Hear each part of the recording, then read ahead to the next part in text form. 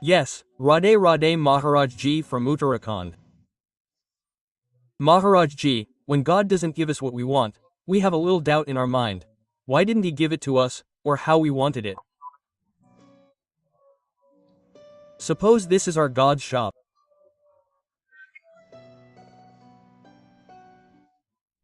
You go there and say, "Give me this item," He will give it to you. To buy something in a shop, you need two rights. The first right is financial. You must have money to buy the item from the shop, or you must be a family member. You must have family members, so you are a family member. So you go and say, "Brother, I need this, please give me that item." He will give you as much as he wants without weighing it, the money doesn't matter. Why? Because he is a family member. Which of the two are you? You are neither a member of Hari's family, nor do you have the wealth of penance, so how can your wish be fulfilled? Tell me, how can it be fulfilled? Everyone's life is spent in my God's shop. Now tell me, how can your wishes be fulfilled? Perform rituals. Perform penance. Sing hymns and ask. See if they are fulfilled or not. You have no penance, no devotion, no meditation, and you don't consider Hari your own. So, by what right should God give you anything? Why should He give it to you? Are you the only one dear to you? The entire universe is His child. All living and non-living things are His children. You know how to ask, but how many species of animals and birds are there who, poor creatures, don't know how to ask, and does Hari fulfill them or not? Look at the animals and birds, they look so healthy, strong, and beautiful. Hari nourishes everyone. The entire inanimate world is His child, but if you ask for something, then it's only by asking. Either you have money or you're a shopkeeper. So, if you love Hari and consider him your own, then you can ask. Or if you have so much penance, rituals, and chanting, you'll get what you ask for. Now you don't have either of those. People don't even know how to ask. They go to Thakurji and say, "I'll offer you a meal. Do my work." Quote. They don't even know how to ask Thakurji. Consider Thakurji as Thakurji, my friend. If you accept the Lord as your Lord, your Master, your beloved, your friend, then things will begin to work out. What do you think? How many people are there in your family? How many people are there in your family? Should I offer you 13, 13, 13? What do you think of all this? He resents it, as if we once gave an example. A father with 4 sons, and each of them was given an apple. The father gave it. Then one of the sons ran and climbed on his lap, said, "Papa, please have it," and put it on his mouth. What will the father do? He took the apple from his hand and made the other 3 eat it with his own hands. Now, the love that this one son will receive is something that the 3 won't receive. The father's possessions are the things of the father, but if we run and offer the offerings to the Lord first and then receive the prasad, we will be worthy of God's grace. So, if we offer God a kilogram of lattice, don't forget. God doesn't want lattice or pitas. God is the master of infinite universes. He needs your devotion. You have no devotion, no love, no austerity, so why should a wish be fulfilled? Tell us, how can that wish be fulfilled? If we want God to fulfill a wish, we must do one of 2 things. Either become gods and be completely successful. I offer you my offering. What do I care? Either do this or do penance and see if your wish is fulfilled. Such wishes will not be fulfilled.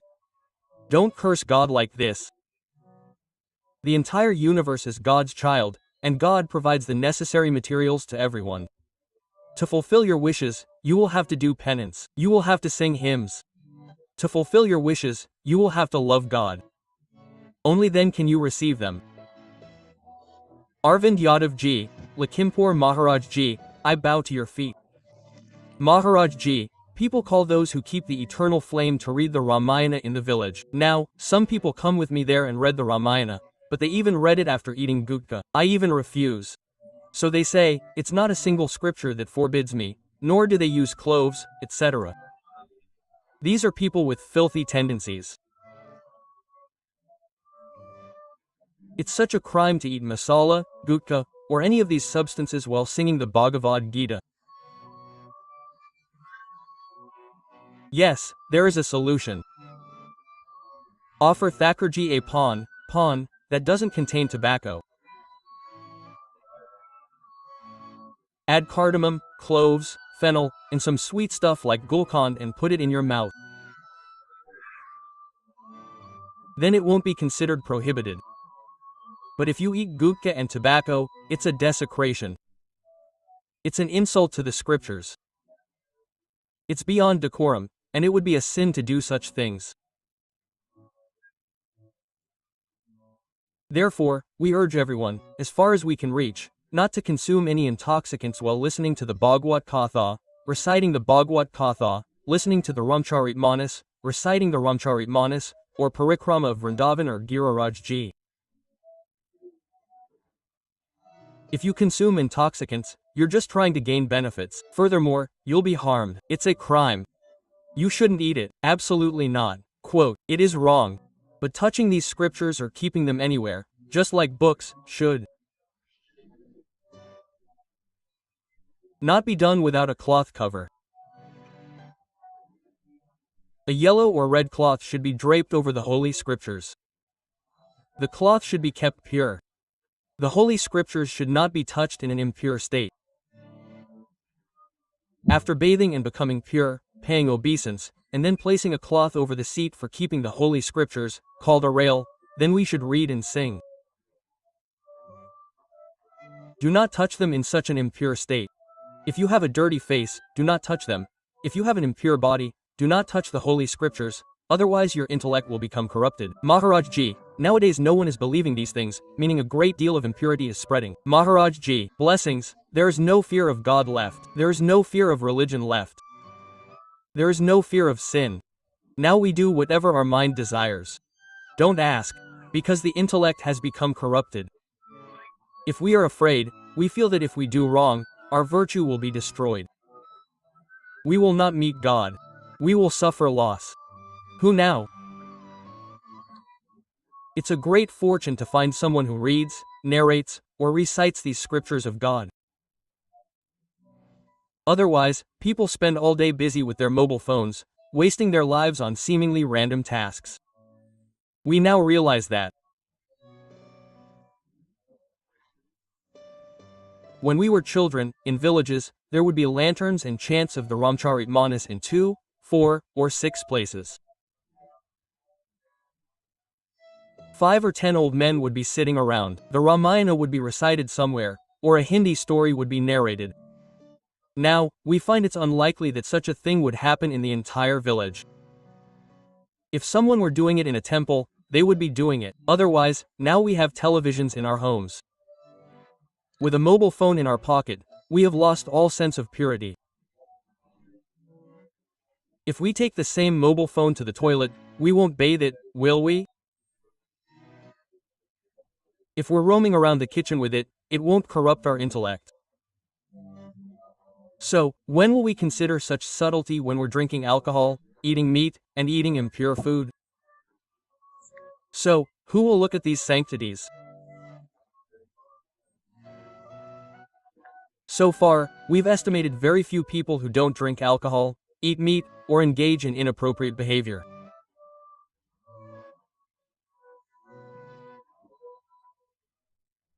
If we do find them, they're mostly on the path to reform, having listened to religious discourses, or they're born into virtuous families. Otherwise, most newborn babies are moving toward filthy behavior, eating gutka, drinking alcohol, smoking cigarettes, and bidis. Even those who used to follow the religion are corrupting their conduct. The Kali Yuga is having a strange effect, meaning very few people don't consume intoxicants. No intoxicants. Very few people don't consume any intoxicants. Very few people have never touched alcohol in their lives. Very few people have never cast an indecent glance at other women or at men. Considering all this, it seems that if we reform, we should reform ourselves, otherwise the influence of Kali Yuga will only increase. It will continue to degrade us. We will all continue to fall. And today we have accepted this as life. We have accepted a life devoid of spirituality as life. Following religious scriptures, following the teachings of saints, and leading a life of absolute purity are becoming increasingly rare. Yet, our society is changing today due to the influence of satsang.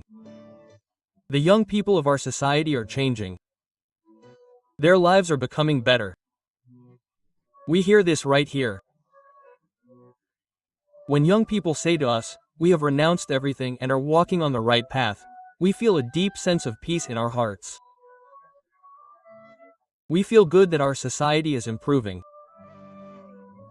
Yogendra Upadhyay ji, Radhe Radhe. Maharaj ji, you are saying that you are the Minister of Higher Education of the Uttar Pradesh government. Maharaj ji, you are saying that due to their busy schedules, politicians find very little time for worship, meditation, and devotion. In such a situation, what simple path of devotion will enable spiritual development and improve their afterlife?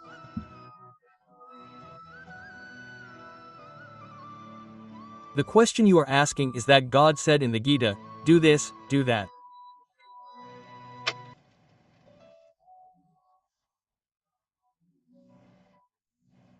It doesn't say, do this, do that, offer whatever you do to me.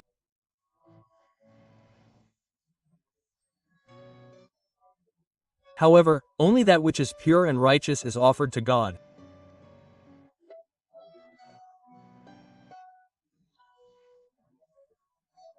For example, if we are to offer our work to God, we must first consider whether we are performing our duties in accordance with our position. Are we misusing our position?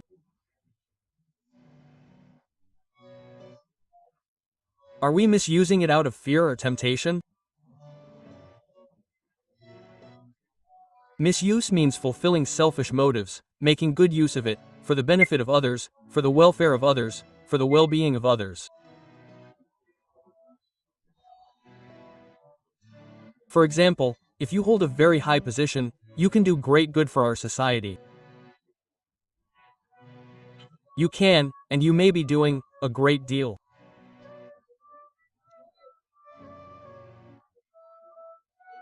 So, if we perform our work righteously and offer it to God, the feeling of surrender that comes within us is purely worldly work.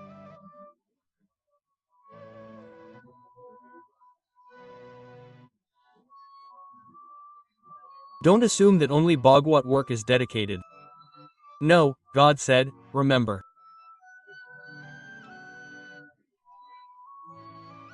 What you are doing, and do it according to your wish. Quote.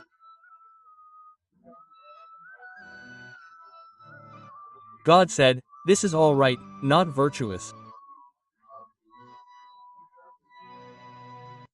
God said, this is all right. Now, sinful actions will not be included in the word sarvani, because the word karma is meaningful only when it is free from sin. If sin is added to it, it becomes a bad deed. So, this all-pervasive action is not a bad deed. If it is tinged with unrighteousness, it becomes a sinful action. So, we must be careful not to let it become unrighteous. Let it not become a sinful action. Let no temptation tempt our mind, our intellect. We must not deviate from our dharma. So, when we dedicate that action to God, it becomes Bhagwat Dharma. It begins to worthy of attaining God.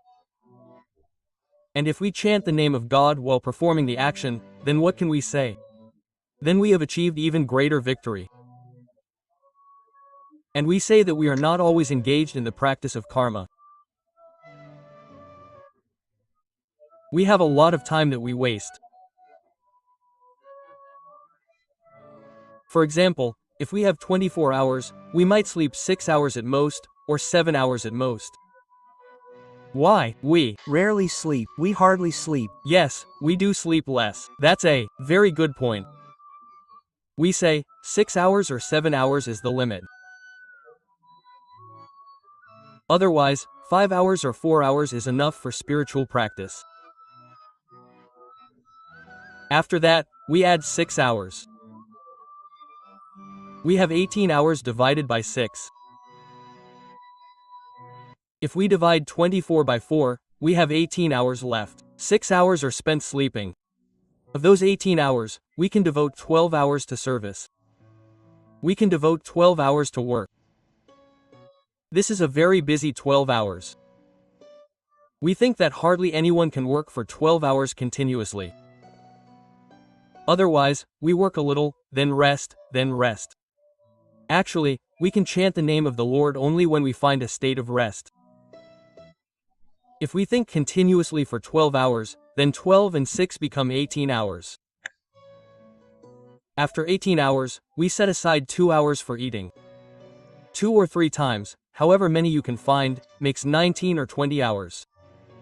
After 20 hours, we set aside 1 hour for entertainment. If a worldly person wants to do something, it's to read the paper, watch the news, or do whatever else. After that, 3 hours remain, in which you can absolutely devote yourself to bhajan, worship. Tell me, what can you do with those 3 hours?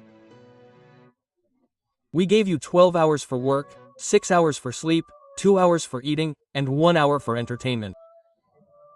So, tell me, where will you use those 3 hours? If we devote those 3 hours to bhajan, worship, we will achieve a very good spiritual practice. We chant the name of the Lord in between, and divide the remaining 3 hours into 3 parts. We take out 1 hour in each 24-hour day and devote it to bhajan, worship. We devote it solely to bhajan, worship. Then, the meaning of our human life will be fully realized. Through the sadhana dham moksha kar, our human life, given for spiritual practice and salvation, will be fulfilled. Now, you, a businessman, a farmer, or any department, can spare 3 hours. If we devote 3 hours to devotional service, our lives will become meaningful. Therefore, we should perform our duties while chanting the divine name. Your actions are your worship.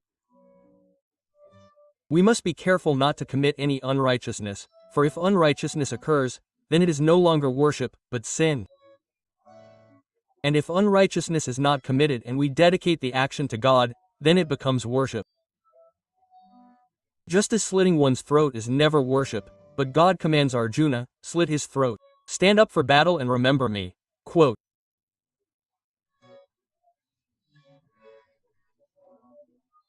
No matter how horrific the action, if it is righteous and dedicated to God and the divine name is chanted, that very action will lead us to attainment of God.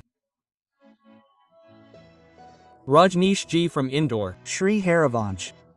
Shri Harivansh Maharaj Ji, Bhagwan, except for meat-eating, gambling, and other serious sins, I have committed all of them. Before surrendering, please prescribe punishment or atone for them. How can I begin by chanting the name? Whose question is this? Chant the name and make a vow. Let all sins be destroyed. Whatever I have done till date, it will not happen again.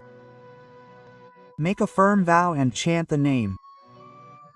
Listen to the praises of God, listen to the stories of God's divine play, and devote yourself to the service of Thakurji. There is no need for any separate atonement. Everything will be destroyed by this. First, the burning in the heart reduces sins. Second, the vows we take reduce sins. And third, when we chant the name of God, all sins are destroyed. Only then do we attain God. So, chant the name with great enthusiasm, and there is no need for any difficult atonement.